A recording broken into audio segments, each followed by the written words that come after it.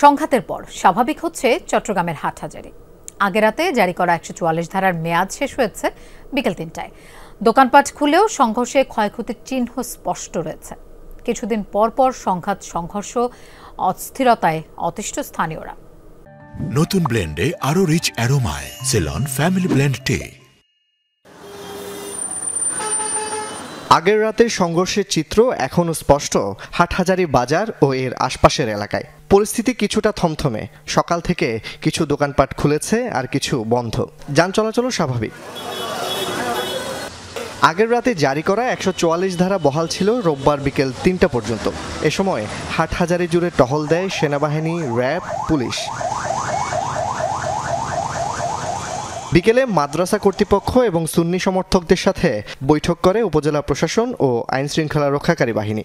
আইন শৃঙ্খলা বাহিনীর সহায়তায় আমরা এখানে যারা ছাত্রদের এবং এলাকাবাসী সবার সাথে বসে যারা ছিলেন কথাবার্তা বলে আমরা পরিস্থিতি নিয়ন্ত্রণ আনতে সক্ষম হই। এখানে কোনো পক্ষ কোনো সুযোগ নেওয়ার চেষ্টা ছিল কিনা আমরা অবশ্যই এটি খতিয়ে দেখব।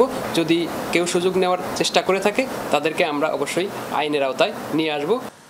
কিছুদিন পরপর তুচ্ছ সব কারণে সংঘর্ষের ঘটনায় বিরক্ত স্থানীয়রা।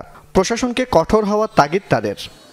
কাজ করে আমরা গাড়ি চলতে পারি না, আমার গ্লাস ভাঙে, গাড়ি আগুন জ্বলা যায়, তো এটা আমার এসব হামলা মামলা এগুলো ভয়ভীতি আমাদেরকে দেখানো হয়েছে।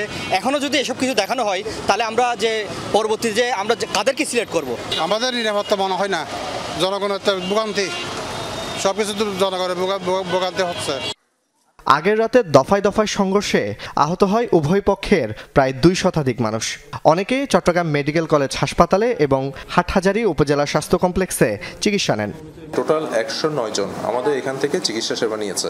তার মধ্যে ১৫ থেকে ২০ জন গুরুতর জখম ছিল।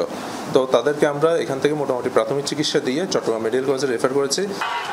শনিবার বিকাল থেকে রাত পর্যন্ত হাটহাজারী মাদ্রাসার শিক্ষার্থীদের সাথে জশ্নে জুলুসে অংশগ্রহণকারীদের সংঘর্ষে রণক্ষেত্রে পরিণত হয় মাদ্রাসা এলাকা। এক পক্ষের অভিযোগ জুলুসের গাড়িতে গরম পানি মেরেছে মাদ্রাসার মসজিদের উপর থেকে। অন্য পক্ষের অভিযোগ জুলুসে থাকা এক তরুণ ফেসবুকে মাদ্রাসাকে অবমাননা করে আপত্তিকর পোস্ট দিয়েছে।